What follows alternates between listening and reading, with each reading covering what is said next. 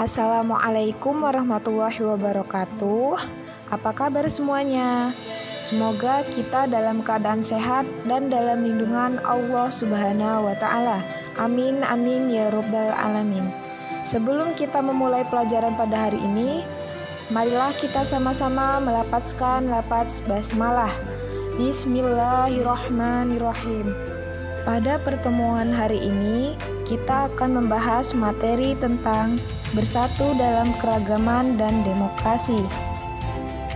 Pluralitas, kebinekaan, keragaman, perbedaan, dan kemajemukan merupakan fakta yang tidak dapat dipungkiri. Bahkan, dalam tradisi Islam, Al-Quran menegaskan hal ini.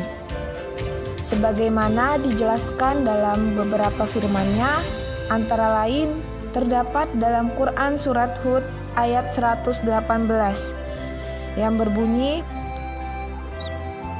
Walau syaa rabbuka laja'alan nasa ummatan wahidah wala yazaluna muhtalifin, yang artinya, jikalau Tuhanmu menghendaki, tentu Dia menjadikan manusia umat yang satu, tetapi mereka senantiasa berselisih pendapat.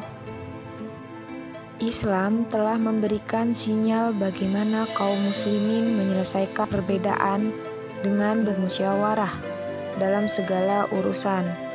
Hal ini tertera dalam Quran Surat Al-Imran ayat 159. Oleh karena itu, Indonesia dengan kebinekaan dan keragamannya dalam berbagai aspek mengembangkan sistem demokrasi dalam bernegara. Berikutnya ada pengertian demokrasi dan syuro. Demokrasi, secara kebahasaan demokrasi terdiri atas dua rangkaian kata, yaitu demos yang berarti rakyat dan kratos yang berarti kekuasaan. Secara historis, demokrasi memang berasal dari barat. Namun, jika melihat dari sisi makna, kandungan nilai-nilai yang ingin diperjuangkan oleh demokrasi itu sendiri sebenarnya merupakan gejala dan cita-cita kemanusiaan secara universal. Selanjutnya ada syuro. Syuro menurut bahasa dalam Kamus Mu'jam Muqayyim Al-Lughah, syuro memiliki dua pengertian, yaitu menampakkan dan memaparkan sesuatu atau mengambil sesuatu. Menurut istilah, beberapa ulama terdahulu telah memberikan definisi syuro, yaitu Ar-Raghib Al-Asfahani dalam kitabnya Al-Mufrodat fi Gharib Al-Quran mendefinisikan syuro sebagai proses mengemukakan pendapat dengan saling mengoreksi antara peserta syuro.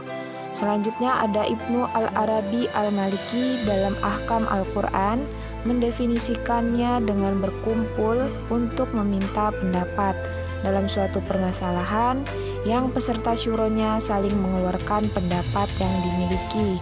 Kemudian, definisi syuro yang diberikan oleh pakar fikih kontemporer dalam Asy-Syura fi Illi Nizami Al-Hukum Al-Islami diantaranya adalah proses menelusuri pendapat para ahli dalam suatu permasalahan untuk mencapai solusi yang mendekati kebenaran. Secara tegas, demokrasi bermain pada wilayah politik. Jika demikian halnya, maka pada satu sisi, syuro merupakan bagian dari proses berdemokrasi. Di dalamnya terkandung nilai-nilai yang diusung demokrasi. Pada sisi lain, nilai-nilai luhur yang diusung oleh konsep demokrasi adalah nilai-nilai yang sejalan dengan visi Islam itu sendiri. Nilai Islami bukanlah sesuatu yang berasal dari kaum muslimin saja, tetapi semua nilai yang mengandung kebaikan dan kemaslahatan baik dari barat maupun timur. Karena Islam tidak mengenal barat dan timur, justru sikap Islam terhadap hal-hal baru yang baik adalah akomodatif.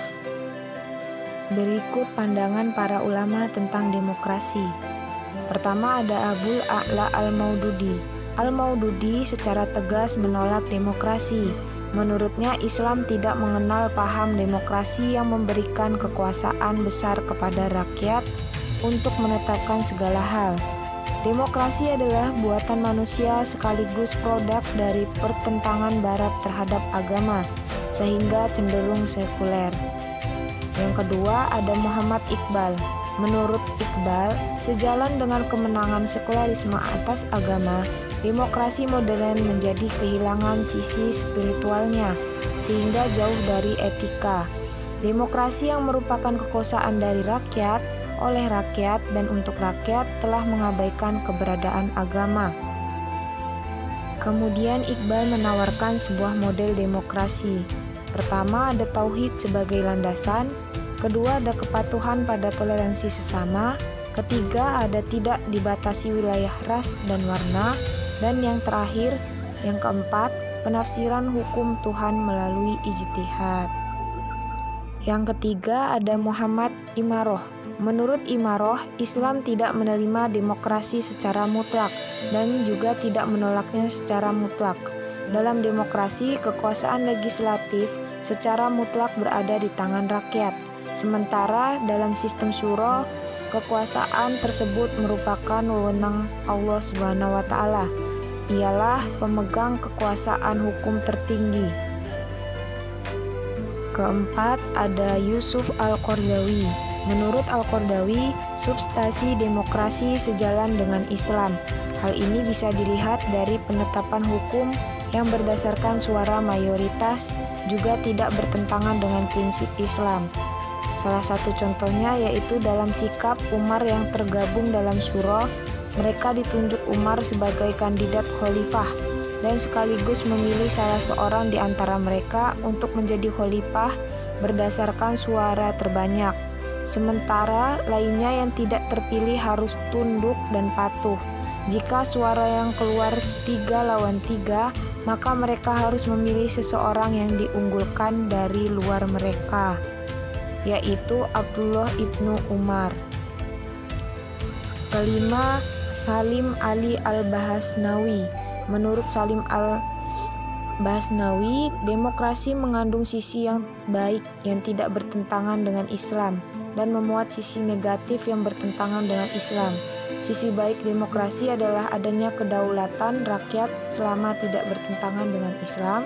Sementara sisi buruknya adalah penggunaan hak legislatif secara bebas yang dapat mengarah pada sikap menghalalkan yang haram dan mengharamkan yang halal.